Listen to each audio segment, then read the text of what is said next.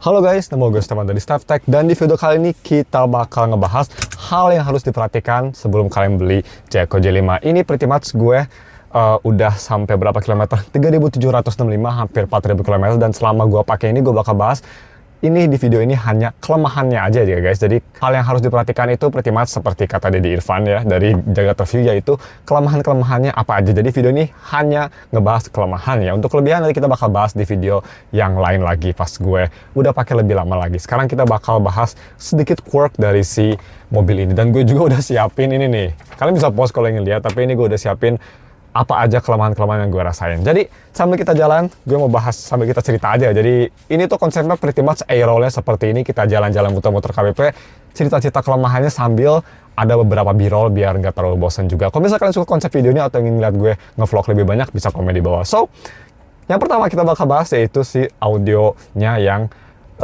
biasa aja. Itu bakal kita bahas. Tapi sebelumnya kita mundur dulu ya guys. Itu yang paling penting, kita mundur dulu. Karena kita mau keluar dari ini, tempat parkir di apa sih namanya? Balai Pare ya, Balai Pare. Gue jarang kesini, seringnya ke Bumi Hejo.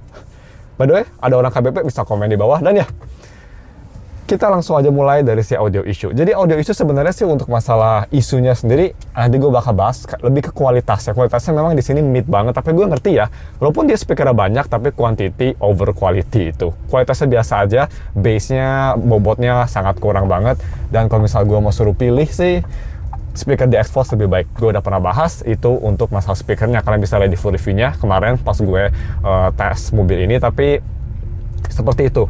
Yang gue rasa dari mobil ini yang agak kurang oke, itu dari audio issue-nya di Android Auto. Kalau di CarPlay gue kurang tahu, tapi audio issue ini sebenarnya minor banget ya, tapi lumayan nyebelin kalau misal kejadian karena bikin kaget dan bikin berisik.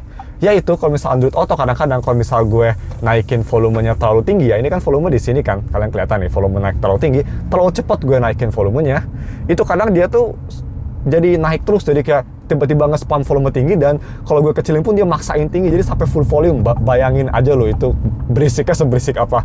Itu yang bikin gue agak kaget kadang-kadang. Jadi kalau misal lagi kejadian itu terjadi, gue harus buru-buru langsung mencet pause yang di tengah ini, atau langsung di sini mencet pause biar nggak berisik, dan gue harus reconnect Android Auto-nya biar nggak kejadian seperti itu. Sejauh ini setelah gue coba disconnect Bluetooth, bukan disconnect Bluetooth sih, delete HP gue dan di-connect lagi ya, itu belum ada masalah. Tapi to be fair, setelah itu gue sekarang ngontrolnya volume dari sini aja, dari control center, karena gue takut kejadian lagi. Cuma ya di Android Auto ada masalah kayak gitu, kalau gue up volume itu bermasalah. Ini gue baru pakai S25 Ultra ya, HP-nya buat ngetes itu, jadi it's insane gitu. Bikin serem aja, dan bisa dibilang itu tuh kejadian 3 dari 10, jadi cukup sering ya. Itu tuh bukan salah satu yang cuma sekali aja. Kalau misal gue naikinnya cepet, itu pasti kejadian yang gue rasa. Ini kita jalan-jalan aja ke daerah belakang ya, ke daerah Golf, terus muter-muter lagi aja. Dan kedua yang gue bahas yaitu getar di 120 km per jam. Itu yang gue rasain juga. Jadi ya, gue lupa lagi nama IG-nya siapa, yang punya Jayco juga, dia bilang gitu ya, 120 km ke atas getar. Dan memang ini getar, tapi 120 km gue bisa bilang getarnya masih bisa gak parah banget, masih bisa dipakai, masih enak. 130 juga masih oke, getarnya tuh gak parah banget.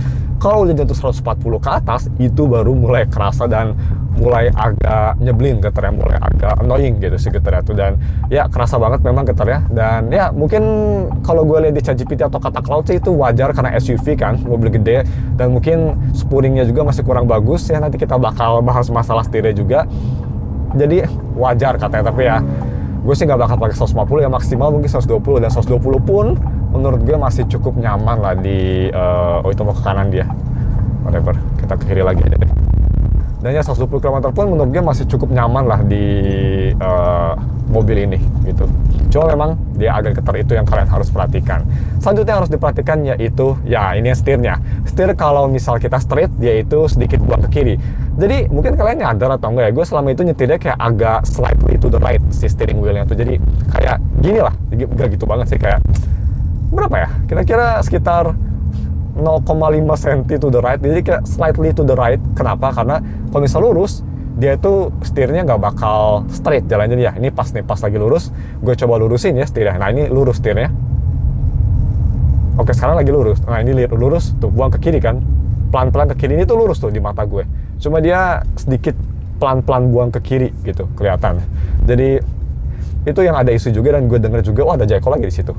Gue denger juga orang-orang punya masalah yang sama, dan ada juga IG orang yang sama lagi, itu gue lupa lagi namanya si engkonya, dia juga punya masalah yang sama, dan pas dia coba spuring itu tetap sama aja katanya. Again, ini mobil dari 0 sampai 3.767 km, gue belum pernah spuring, so I don't know ya bagaimana gitu. Kalau misalnya spuring ada bedanya buat yang unit gue, tapi unit gue sih termasuk satu batch sama yang si engko itu deh kayaknya, soalnya kita sekitar bulan Januari dapatnya, seperti itu. Kita ke kiri aja, gue nggak mau cepet-cepet juga karena kita mau sambil ngobrol. Ini Veloz di belakang agak nempel, jadi kita ke kiri aja santai. So kita lihat yang keberapa ini? Keempat.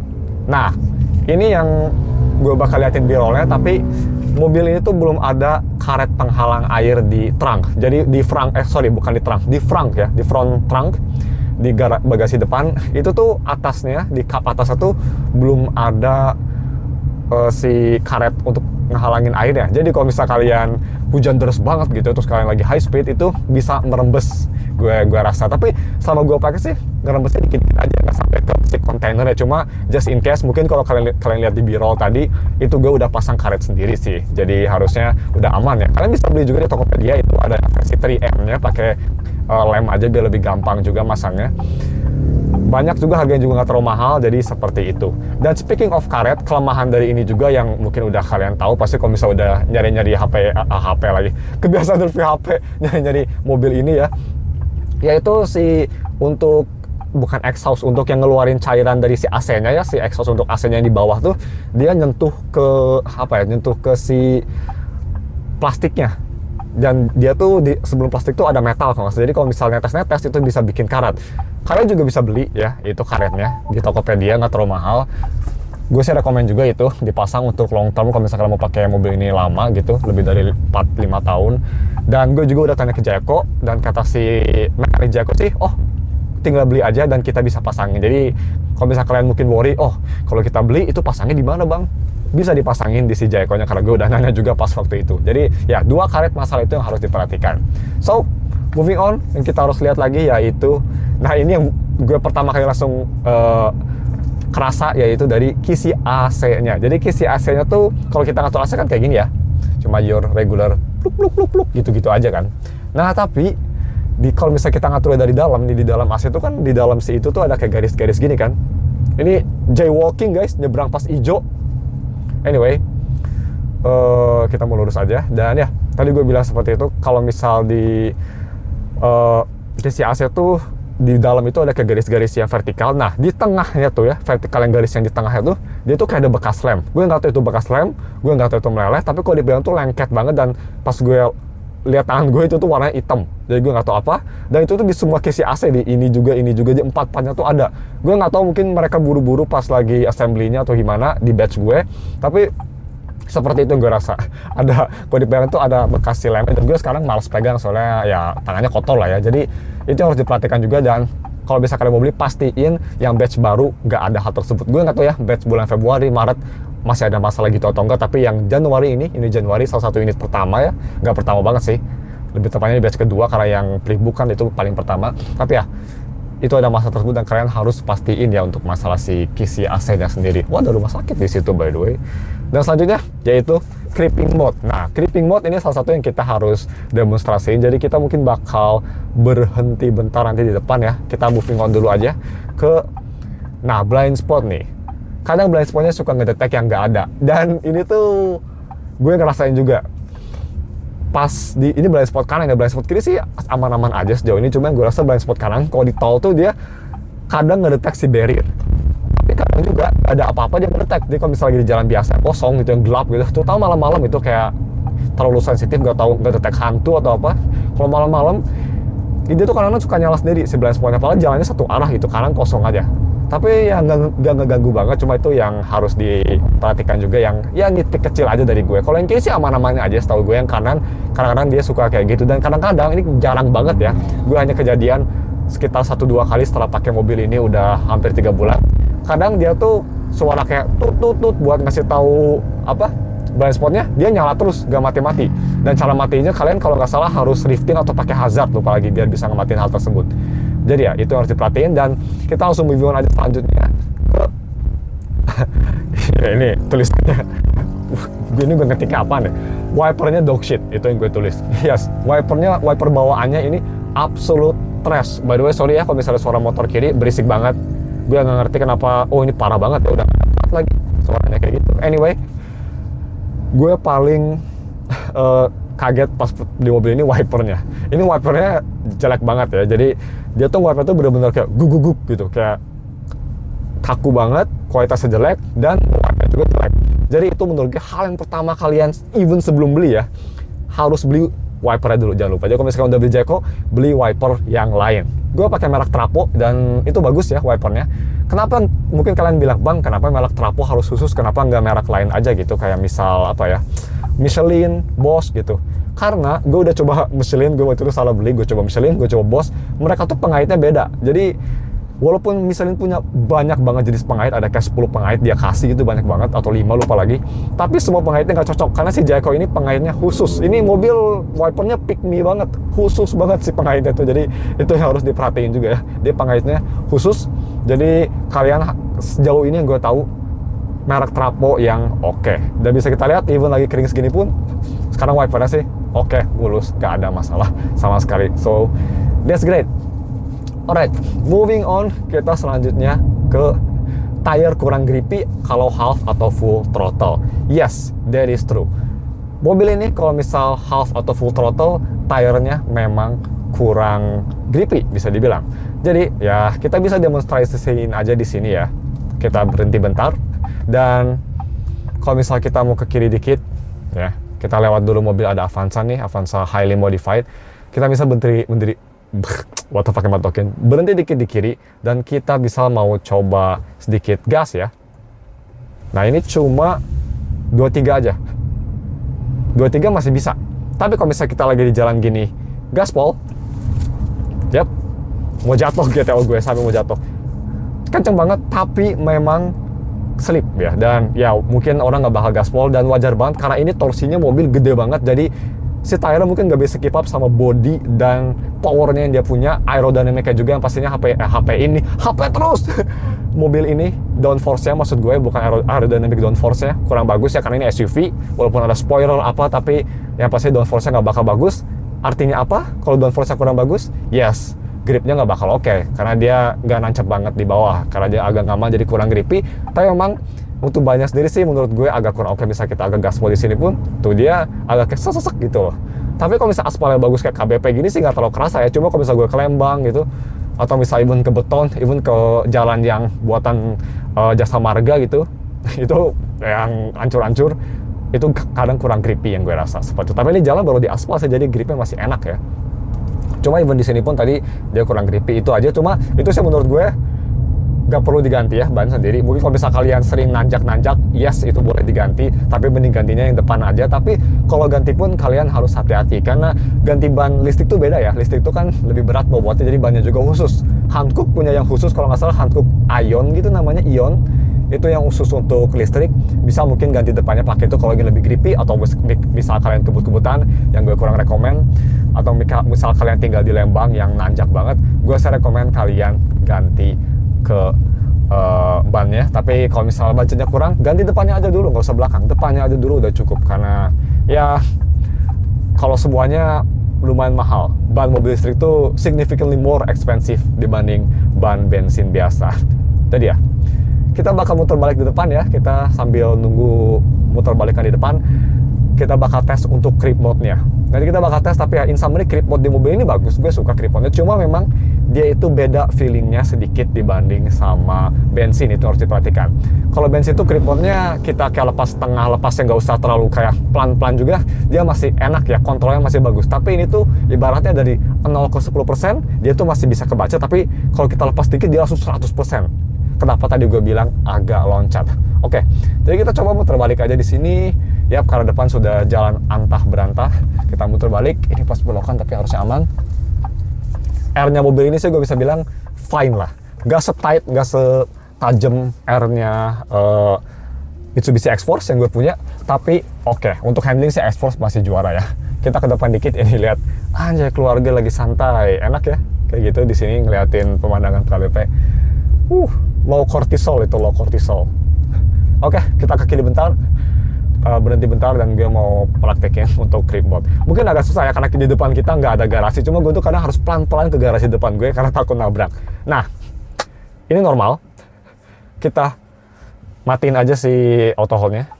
There you go. Nah, kalau gue lepas dikit biasa, mungkin nggak kerasa ya di sini, tapi dia tuh kalau misalnya kita lagi pelan-pelan tuh, nah, kayak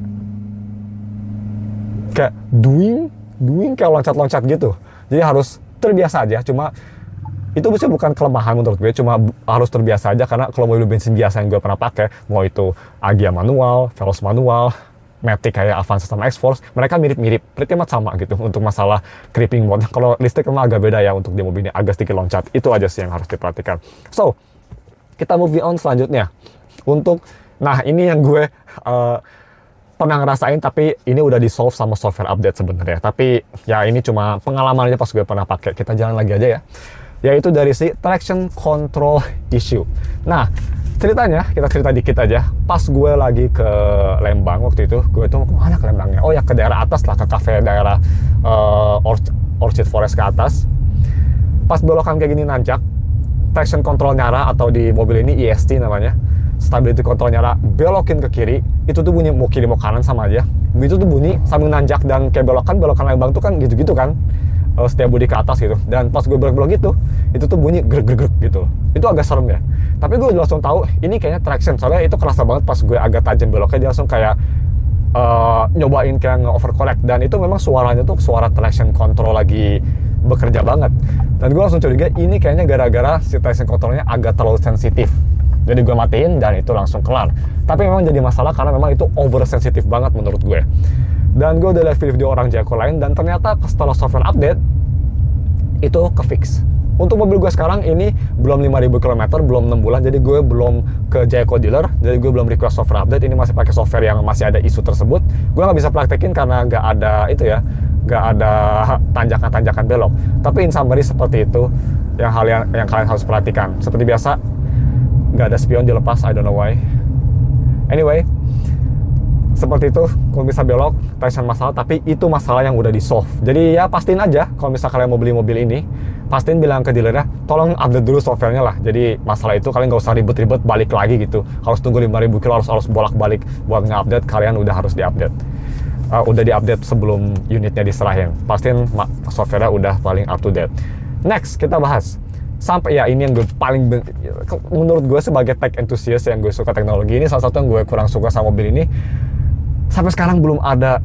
Ini orang banyak beban banget ya. Ini gue nge-overtake gimana, jadi tengah-tengah kayak pick me banget. Hello. Nah, there you go. Ke kiri dia. Thank you. Bawa beban banyak banget dia, kayaknya bawa kayak panenan gitu. Anyway, tadi gue bilang, yang gue bilang tuh yaitu dari si gue benci ya sampai sekarang belum ada pun. Ya, kenapa gue benci? Karena di UK udah ada. Apa itu? Aplikasi. Yes. Mungkin kalian bilang, bang, tapi kan ada aplikasi third party, aplikasi Jayco-nya langsung. Itu belum ada di Indonesia, gue cari di Google Play. Kalau di UK udah ada ya, dan udah cukup lama, udah hampir setahun. Di UK itu mobil Jayco J5 ini nomor 1 paling laku, sampai 10.000 unit gitu, laku banget. Dan mereka udah punya aplikasi Omboda Jayco di region mereka. Di kita masih belum ada aplikasi Omboda Jayco, jadi atau aplikasi Jayco ya sendiri. Belum ada. Jadi ya itu mungkin yang kalau misal mungkin ada salah Jayco dengerin, request lah ke Jayco-nya, karena aplikasi cukup penting zaman sekarang ya. Mobil selain Jayco udah punya aplikasi dan enak buat nge-track kalau misalnya nge-charge di rumah atau even nge-track mobilnya sendiri gitu. Jadi please Jayco, adain aplikasi proper yang dari Jayco-nya langsung. Jadi kita nggak usah pakai CarLink gitu yang jelek banget aplikasinya. Please, itu sih. Selanjut kita bakal bahas apa ini?